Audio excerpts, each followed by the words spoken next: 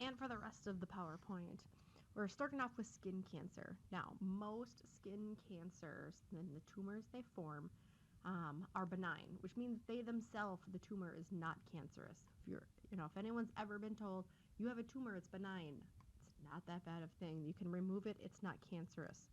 The thing that really makes a tumor cancerous is if it metastasizes, which means now these cells that are dividing uncontrolled are starting to spread throughout the body. That's when it's considered cancerous, and that's when it can be considered deadly. Now, risk factors for developing skin cancer: overexposure to UV radiation, too much time in the sun. Again, that UV radiation can damage DNA. It can cause mutations, which can lead to cancer. Now, yes, our skin tries to make enough melanin to try to protect the DNA. But if you're exposed to UV radiation enough, your melanin can't protect it all. It's going to cause mutations, and that may lead to cancer. Other than UV radiation being a big increase risk for skin cancer, um, frequent irritation of the skin, meaning you're exposed to lots of different types of skin infections or different types of chemicals. Again, anytime you have skin infections, something's changing in your skin. Usually that means there may be some DNA damage, and anytime you damage the DNA, it can lead to skin cancer. Same thing, chemicals can change and alter DNA, which can lead to skin cancer. Now, the cool thing is there are some skin lotions out there. They're still being tested. The last time I checked, I think you can buy them online. I got Amazon. But there are some lotions out there that have enzymes that repair damaged DNA. Now, there hasn't been a lot of research done on all of this yet. It looks like it can repair damaged DNA. Whether it's something you have to use every time you're in the sun, every day, just after sun exposure, that's not sure. But we are trying to get some things on the market to help offset all of the skin cancer out there.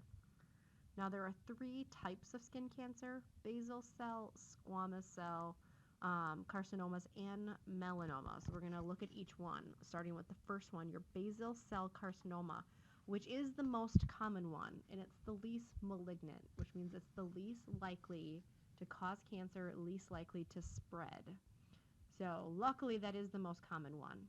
Now, what's affected in basal cell carcinoma are the cells that are in the stratum basal layer, hence the basal cell carcinoma. Now, these cells become cancerous, or some of them do, and they start to go through mitosis uncontrolled. They proliferate, they make more and more cells. These cells can start to go into the dermis and hypodermis, but they usually stay in the skin. They're easily cured. 99% of all the cases of basal cell carcinoma, they can remove that extra tissue and get rid of the cancerous cells. The second type of skin cancer is the second most common, is the squamous cell carcinoma. Now, it affects the keratinocytes of your stratum spinosum layer in the epidermis.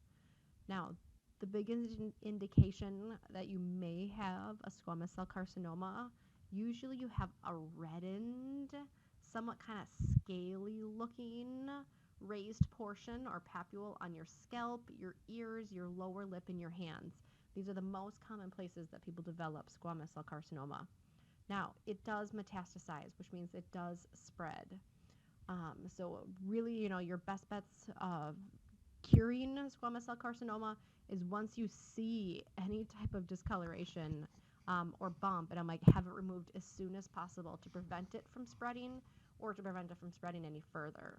So if you can get in and have it removed, they're usually going to give you a little radiation to possibly kill any stray cells that moved.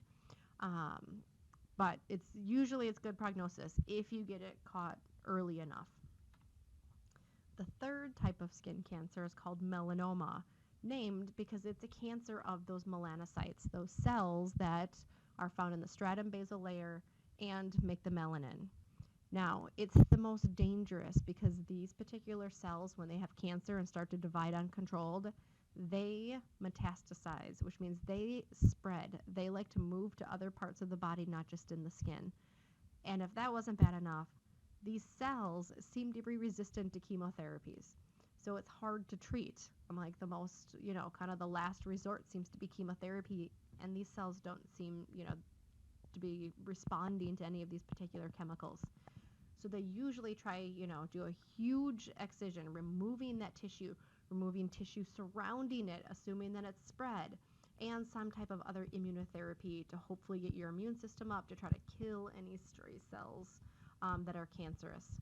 Now, for melanoma, because it affects melanocytes, which make melanin, which usually is a darker color, um, some of the things to detect a possible melanoma is looking for these dark spots that are growing.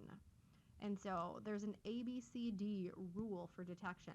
One, you're looking for asymmetry, which means the two sides of the pigment area don't match. So you've got one dark side, one lighter side. I mean, it's all dark compared to the background skin, but it's not all the same color. You're looking for border irregularity. You've got things, sticking out, bumps everywhere. It's not like a nice, perfect little round mole. It's bumpy everywhere. The C is the color.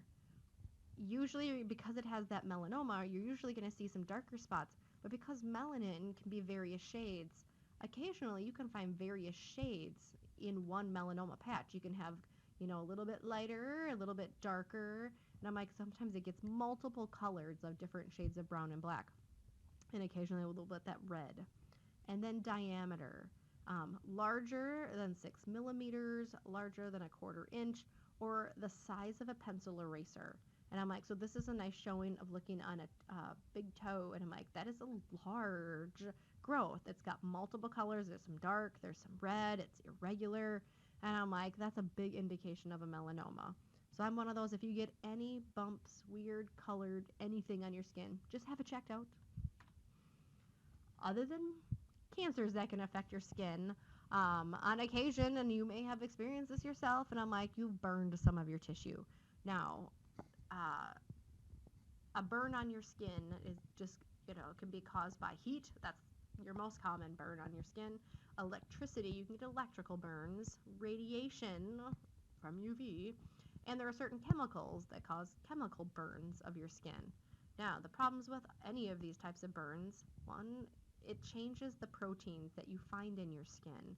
The proteins in some of the cells that can be transport proteins or that make up some of the structures. It denatures the proteins and it kills the cells. Now, your immediate threat to any type of burn is dehydration and electrolyte imbalance. Your skin provides this awesome barrier for water loss and things getting in as well. But if you have a severe burn and your skin can't prevent water and fluid loss, you're going to lose water. You're going to lose fluids. You're going to lose blood. And I'm like, but you're going to lose all of these fluids which carry electrolytes. And I'm like, again, the particles that turn into ions when put into water. You're going to lose your sodium, your potassium. I'm like, you're going to lose all of these things. And so your immediate threat to life is dehydration and electrolyte imbalance. And I'm like, if you lose too much fluids, if you lose all of these ions, it can lead to your renal shutdown. Your kidneys are going to shut down. Your circulatory system is going to go into shock and stop working correctly. That's your immediate threat to life. Now, and I'm like, your second threat to life, and I'm like, if you can survive all of that, your second threat to life is infection. And I'm like, so, if you can get your dehydration, fluids under balance, a lot of times what they'll do is they'll put you on an IV to replace those fluids lost, try to get their fluids in as fast as they may be coming out. But your second threat to life, because you've lost that barrier, is infection. And I'm like, again, your skin provides an awesome barrier from anything getting into the body. If that skin's gone, you now have an open area for any type of microbes to get in. Now, to evaluate a burn, it was called the rule of nines, just based on the quantity of skin in certain parts of the body.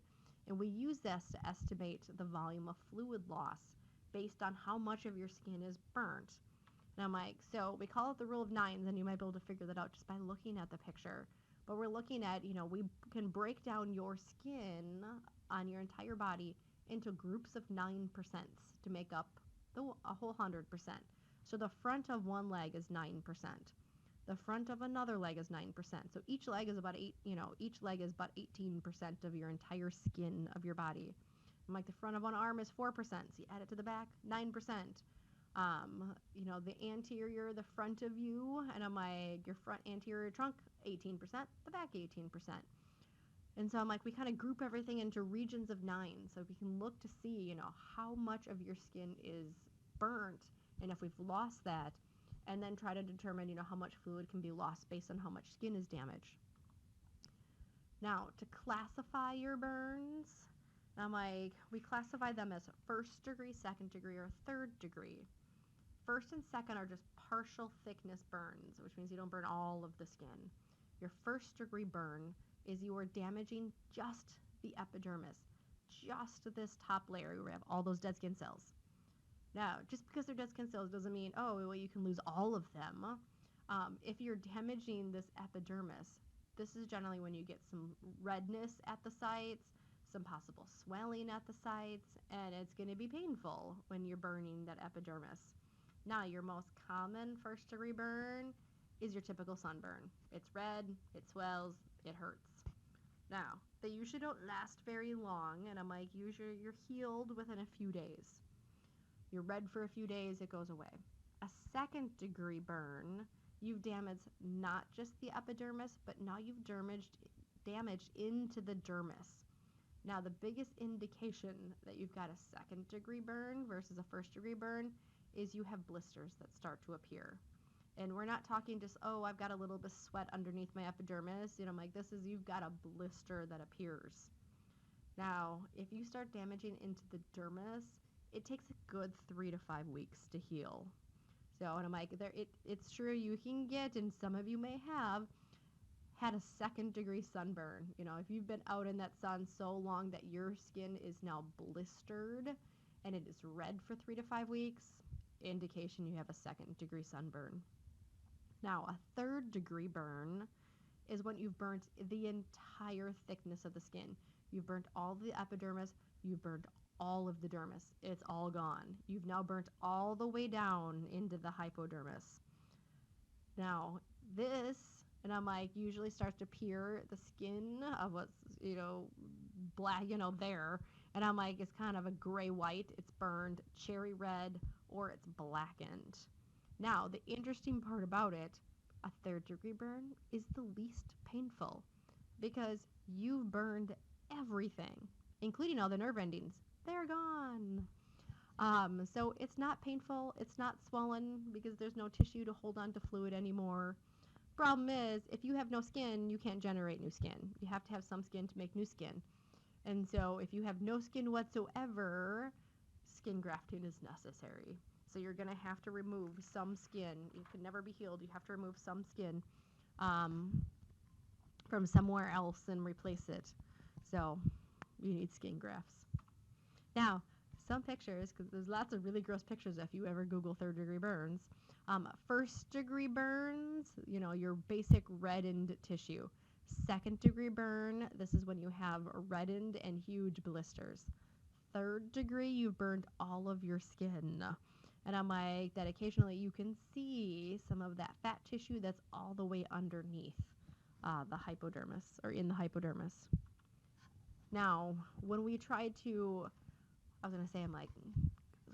determine the severity of your burn, if you've ever heard someone say, this person has a critical burn, or they're in critical condition because of their burns, and you're like, well, how do you know what that means to be in critical condition based on a burn? Well, we consider you to be in critical condition if at least 25% of your body, so that's like one entire leg and a half, has a second degree burn. That's a lot of blistering. If you have at least 10% of your body, still that's a lot of part of your body, has a third degree burn. Or if any of your face, your hands, or your feet bear third degree burns, we consider that person in critical condition because we use our face, hands, or feet so much, we need the skin there. Now, if someone does have all of these different types of burns, a treatment, one, we need to remove the burned skin. It's not going to do anything, it's not going to help, and it provides an area for bacteria to grow. Then you're going to be given antibiotics. Again, you've lost that barrier from the outside. They're going to temporarily cover it, usually some type of Synthetic membrane, occasionally they'll bring in skin that came from a cadaver, grosses people out. That might be better though, because otherwise they've actually used pig skin to do a temporary covering. And then they're going to try to do a skin graft. They're going to get skin from somewhere else in your body where you may have extra skin that you can lose to try to cover up that damaged tissue. And then finally, and you'll start to notice a theme as we go through our PowerPoints. Our last slide is always, our developmental aspects, aka aging sucks, and this is why when it comes to the skin. First part, as we get older, your epidermal replacement slows. So it right now takes about a month-ish, 25 to 45 days to replace your entire epidermis. As you get older, that takes longer. So if you do get a scratch or some type of damage to your skin, it's going to take longer for that skin to heal. Your skin becomes thin and dry and itchy. Part of that, your sebaceous gland activity decreases. Now, if you're a person that you were prone to acne through your entire adolescence, and you'll be like, finally, my sebaceous gland activity is decreasing. Well, that's great, less acne. However, that oil and that sebum really made your skin nice and soft and supple, and it starts to get dry. This is why if you ask your grandma, what's in her purse, I bet lotion's something she has in there. Also, as we get older, your subcutaneous fat and elasticity decrease. That subcutaneous fat goes away. That fat that's in that hypodermis region, and I'm like, becomes part of an insulation. It also plumps up our skin. And when it goes away, you lose that insulation. Your skin's not as full or plump anymore, and we lose some elasticity, and your skin starts to sag and wrinkle. Yay! We also have an increased risk of cancer. We have a decreased number of melanocytes, and you're like, well, yay, then you don't have melanoma. You still have melanoma. And I'm like, we have a decreased number of dendritic cells. These are ones that are looking for anything abnormal that tries to get rid of them. They're looking for abnormal cells that are there. They're looking for microbes that are there. These are the ones that activate the immune systems. If you don't have them, they can activate the immune system. Your chance of cancer goes up. And as we get older, your hair starts to thin, which we've talked about already. Now, to help delay some of these you can delay. UV protection, keep out of the sun, decrease your chance of getting cancer. Good nutrition, getting the correct vitamins, the minerals, the nutrients in your diet can make your skin healthy. Lots of fluid keeps your skin nice and healthy, and good hygiene. Now, some review. So some of this we went over during lecture, and some of this we went over right now. The principal role of melanin is to green, shield the nucleus from damage from ultraviolet radiation. The touch sensors of the epidermis are or orange, the tactile cells, where you can sit there and feel everything, whether it's rough, soft, smooth, things like that. A patient taking a drug that inhibits cell division, such as certain chemotherapy drugs, would expect which layer of the epidermis to be affected first. So which layer of the epidermis do you have lots of cell division taking place? It's that bottom layer, that stratum basal. The principal tissue found in the dermal layer. So which tissue do you find a lot of in the dermis? It's that dense, irregular connective tissue. All those fibers are not going in the same direction. Which 3 pigments contribute to skin color? It's the pink, keratin, melanin, and hemoglobin in our blood. What causes sunspots? Everyone's like, something that has to do with sun. It's the one that doesn't have to do with sun that's on there.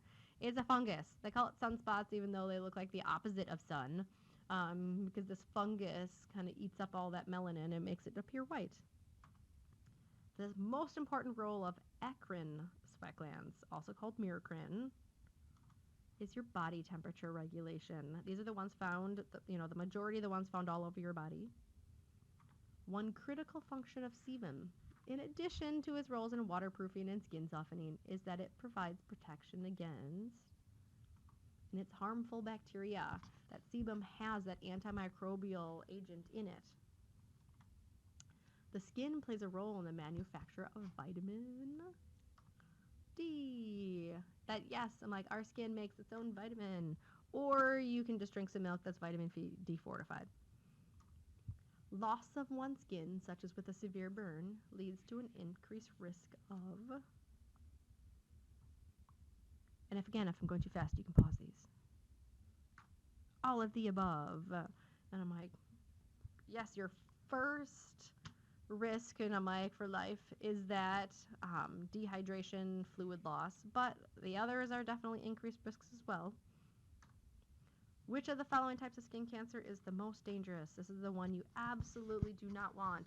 And no, they are not all equally dangerous. They're all dangerous, but the most dangerous is by far that melanoma. And again, because it can metastasize and spread throughout the body, and it's resistant to chemotherapy, so it's harder to treat.